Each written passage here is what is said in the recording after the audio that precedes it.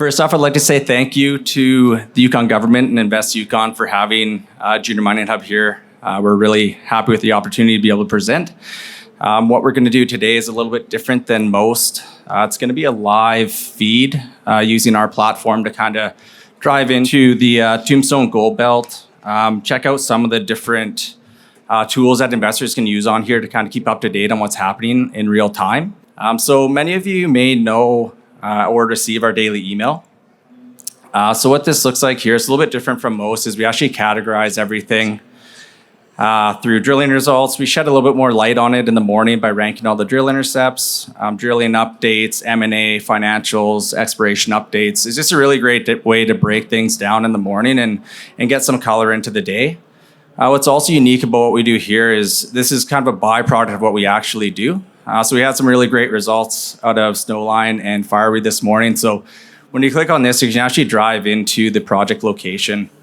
And obviously it's super important to be able to do proper DDs and know what's going on kind of everywhere around these different projects and activities that are happening. So that's a big piece of what we do here at Junior Mining Hub. We try to break all this down and make it a little bit easier for everyone to see what's going on. So today you can see we have Snowline Gold with some drill results as well as Fireweed. So it's kind of a nice day for us to kind of see this happen. And obviously being at Roundup and VRIC, there's a lot of news that comes out throughout the week here to kind of get these activities going. So I'm going to back up here and speak a little bit to some of the different tools that we can utilize on the day-to-day to see, who's raising money, where is the M&A happening, all that sort of stuff. So within these news filters here, we can set a duration, say 30 days, any M&A happening, resource estimate, pre-feasibility studies, anything like that, it's all here. So the way that we categorize everything in our system, it relays back onto our maps. So this way, C-suite execs, investors, even service providers can use it on the day-to-day to keep up to date, find business lead, whatever it may be. So that's an important one here. We can pull up the drill results. So we rank the drill results every day. And again, it's all filterable by market cap, commodity, date range, all that sort of stuff. So we can start comparing these different intercepts happening in different regions and jurisdictions. We can even break it down further, which we'll go through later on, to mineral belts and districts.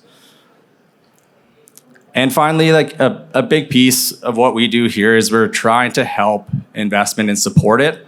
And the way that we can do that is have companies, private companies, prospectors list their projects as available for option JV.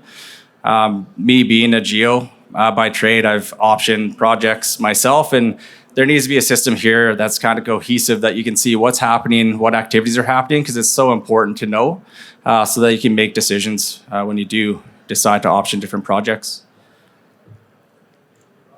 And finally here, we just rolled this out recently. We have actually brought on the service providers, which is pretty important for what we're trying to do. So obviously in the Yukon, there's a lot of remote exploration happening. So what we want to do is be able to actually showcase which companies are servicing which areas. And we can also show it in real time as well. So the service providers have the opportunity to actually say where they are. It may be to a project or just to a different region, jurisdiction, whatever it may be. So this is something that just rolled out very recently here. So now we're going to get back to shedding the spotlight on the Tombstone Gold Belt and show you what we've done here to be able to help kind of digest what's going on and shed light on these companies as well and the opportunities that they present. So right here, Tombstone Gold Belt. So once we dive into the Tombstone Gold Belt, what we have here is we're actually able to compartmentalize everything. So we can take a look at the different projects. We can take a look at the news, articles, everything that comes out of it. So what we can do is we can highlight these different projects as we go over it, learn more about it. We always front load our clients because they're the ones that are supporting us in what we're doing. So that's why they're always top deck here. Any news that comes out, Tombstone Gold Belt right here as well. Articles, ranked results, like I said, we can actually see where these things are happening. A quick summary, predominantly from Craig Hart and his work that he's done in the Tombstone Gold Belt as well. So there's a nice summary through here. So another big piece is trying to educate investors coming into the space because it's so hard as a challenge to come in here without actually being able to understand where these companies are working, how they relate to one another. So that's kind of one of the big pieces that we're trying to combat here. Finally, we can actually add secondary layers to these areas. We can add the deposits, we can add the different mines. So obviously Fort Knox in Alaska, Kinross, and then we have the Eagle Gold Mine. And from here, obviously, we're going to now move into Banyan, who is just south of them. So let's, I'm going to drive into these guys, one sec, and I'll let Tara take it from there. So you're looking at our Ormac deposit here, which has 3 deposits, the airstrip, the power line, and Onyx Hill. Total of 6.2 million ounces. And recall we made our discovery at Powerline in 2019. And, here's just a little video. It's kind of cool that you can load your video in on this website. There you can see us and our neighbors. With our Nitra property, we have 300 square kilometers in the district. You can look at Raven, that Victoria Gold has. It's only 4.5 kilometers for us just across the valley. I'm pretty excited to see that there's high grade right around us. We do know we have a bit of a high grade core within our deposit, and that's something that we're working pretty hard to understand as we go into 2024. Roads, power, cell phone, all on our property are hugely important, that infrastructure. This mineralization starts from surface, so low strip ratio. Here you can see the 3D model with the power line deposit, which are these sheeted veins. Very similar to Snowline, you can count the vein density and see lots of visible gold. Airstrip's a calcareous replacement deposit. It dips underneath power line. So we have drilled a deep hole through power line, intersected power line mineralization, and then airstrip at depth. So we know that this deposit is open. Particularly to the east, we drilled 25,000 meters this year to connect Powerline and Onyx Hill and expand Onyx Hill. We know that there's lots of expansion potential, and it does go to depth. We're not chasing it below that 200 meters, which is likely the depth of an economic open pit. And here you can see just how fast we've advanced it. No resource until 2020 came out, boom, with 900,000 ounces. Then through COVID, we put our head down and drilled 40,000 meters to come out with 4 million ounces in 2022, and then another 50,000 meters to get to our 6.2 million ounces. So, roughly 40 meters, over 40 meters, or 40 ounces per meter we've drilled, $7.43 per ounce. So, I think that's pretty exciting. And here, we've picked a bulk tonnage cutoff grade that showed the scale of this resource. But if we'd have picked a 0.5 cutoff, we would have had 4.5 million ounces at 0.95. And, we wish we'd put some higher cutoffs in our 43-101 so we could show you 1.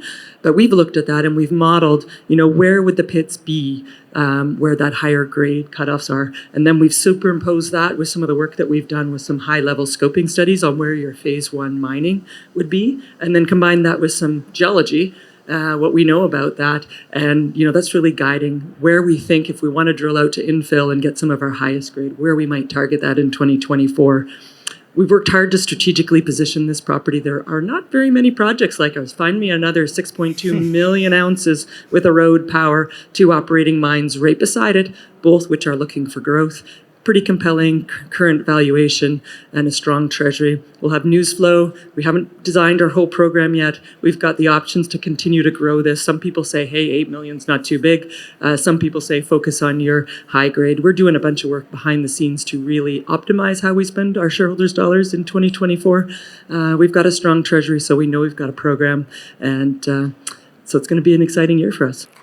So next, welcome Brock, President and CEO of Onyx. Thank you. Good morning, everyone. So Onyx Gold is a relatively new company. We started trading in July of last year. We were the spin-out of High Gold Mining. They spun out all the Canadian assets, so now we're a pure-play Canadian gold exploration company focused on 2 of Canada's premier jurisdictions, the Eastern Tombstone Gold Belt, as well as Timmins, Ontario. So in Yukon, we're located in the heart of the emerging gold camp right beside Snowline, and we have a portfolio of 4 projects consisting totaling 210 square kilometers. Despite being a young company, we've actually controlled these assets since 2010, 2011 when we originally staked them. And then obviously, on the back of recent discoveries in the camp, the timing was right to finally raise some capital and unlock some value here. So zooming into our actual property, our flagship is the King Tut, which is where Snowline is directly to the north of us, to the south of us, and the Valley discovery is about 50 kilometers directly to the north. So on the King Tut property, there's two golden soil anomalies associated with reduced intrusion related systems. This is Golden Mask, which is our the most compelling and exciting one. And basically, in 2010, 2011, we delineated a big geochem program, delineated a nice 1 by 1 square kilometer golden soil anomaly associated with an intrusion of the same age and geology as the Valley discovery. You can see that in the darker pink there.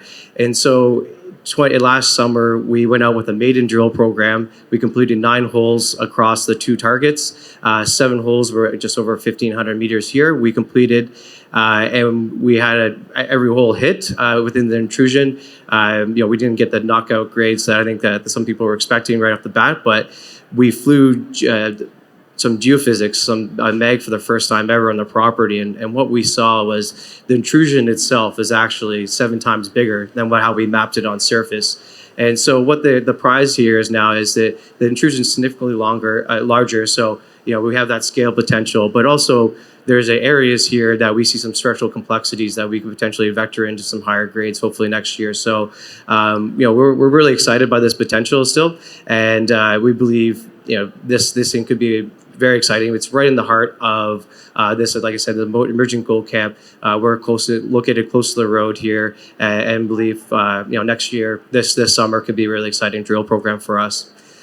In the meantime, we are focused on our Timmins land package, specifically the Munro Croesus project. We completed 4,000 meters in October and November. We have some assays pending. We also announced recently a high-grade new discovery that's about 1,000 feet away from Ontario's highest-grade past-producing mine, the Croesus mine.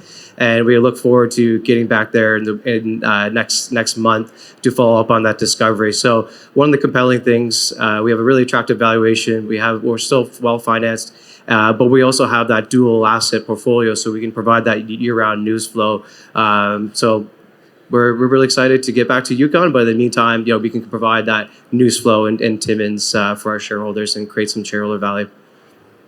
Right on. Thanks so much, Brock. That was great. Thanks. All right, we're going to bring up Scott Castleman here, and we're going to jump into Rackla Metals. Thank you, Andrew. While you're pulling that up, I'll just mention that Rackla, like Onyx, is also a relatively new player in the Tombstone Gold Belt.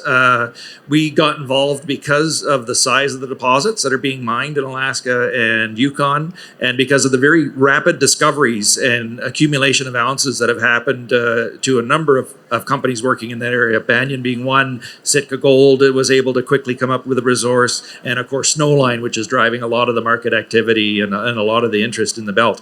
So we started accumulating properties through option agreements and claim staking in late in 2022.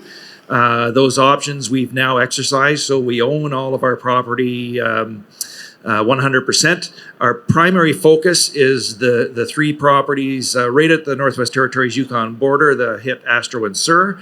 But we've also got properties to the west, Excite, which is on the west side of Snowline's ground, and down around the old Cantong mine, the Black and the Flat are 2 that we staked earlier this year.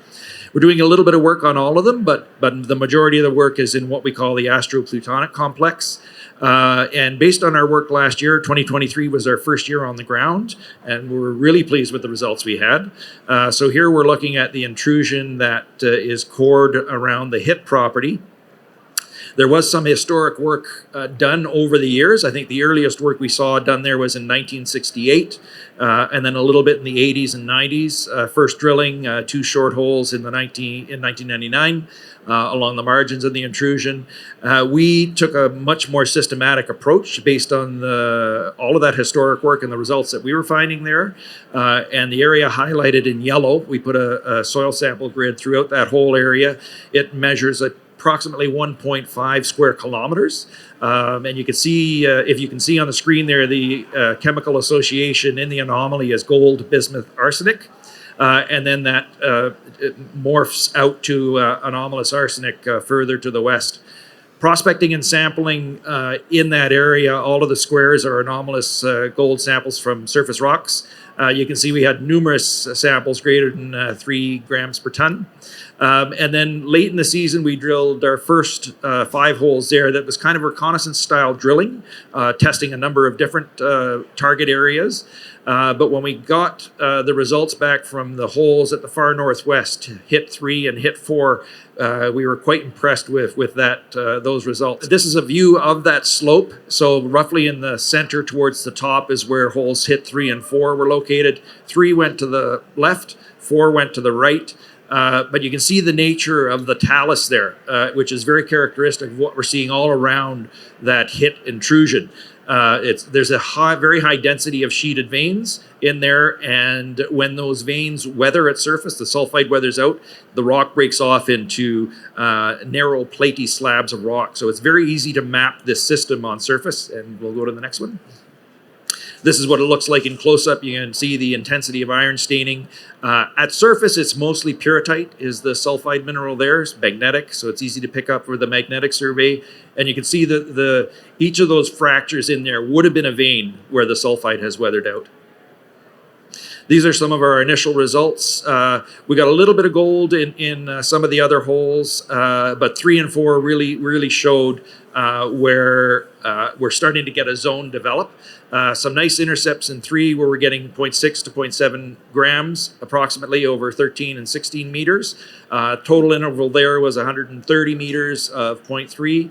And then in hole hit 4, you can see right at the bottom end there, we're getting a nice half-gram intercept over 45 meters. Would have been nice to carry that hole a little further, but in hindsight, we've got a nice target that we can go after this year. And if you remember when I showed you the soil geochemical anomaly, that western portion was where we're getting high bismuth, arsenic, and gold, as is shown here. So the focus of our drilling for 2024 will be that area highlighted in red. It's more than a kilometer across, and we've only shown it going down to about 300 or 400 meters. So there's plenty of room to fit a snowline type deposit within that area. And we're really excited to get back out there. We're seeing the same chemical associations you'd expect with a reduced intrusion related gold system. We're seeing the same high density of sheeted veins. The intrusion is the right age. The magnetic signature is the same response that you'd expect. So we're very encouraged by our results after only having spent 1 season on the property. Awesome. We'll now move over to our SUR property, which is located about 12 kilometers south of HIT. It's another isolated intrusion. It measures approximately 1.5 kilometers in diameter. So on surface, it looks identical to what we're seeing at HIT. That target is a little less advanced. So you can see it there just to the south and a little bit west of HIT. We'll move to the geology map now, Andrew. Mm-hmm. Very similar setting, roughly the same size of intrusion. Another big soil anomaly on the southeast corner there. That's all soil grid results. And all of the squares are anomalous surface rock samples. So there's lots of samples greater than 1 gram and even greater than 3 grams. All of those pink and red squares are samples that we and historically have been collected on the property. It hasn't been drilled yet. We were hoping to get a drill in there last year. Didn't quite sneak it in, but it leaves a really nice target for us to tackle this year. Chemically, we see the same association in general, but this one is slightly higher in arsenic. So I think if you look at the reduced intrusion model, we're just a little bit more distal here than we were at the HIT property. So again, yeah, we're excited to get in there and drill. It'll be one of our earlier drill holes to get in there, and then we can compare what we got there to what we're seeing at HIT. Awesome. That's exciting. Thanks so much, Scott, for that. I think that was it, Dave. Thank you so much, everyone.